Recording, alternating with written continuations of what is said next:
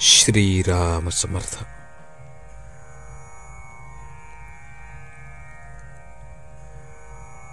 गायत्री पुरश्चरण झाल्यावर वैदिक ब्रह्मवृंदासमोर झालेले प्रवचन.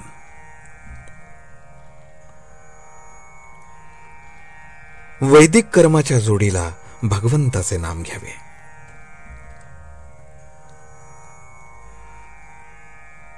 तुम्ही वेदविद्या जाणणारे सर्वजण मोठे ज्ञानी, भाग्यवान आणि पूज्य आहात. इतकी वर्षे वेदविद्या तुम्ही जतन करून ठेवली, हे तुमचे फार उपकार आहेत.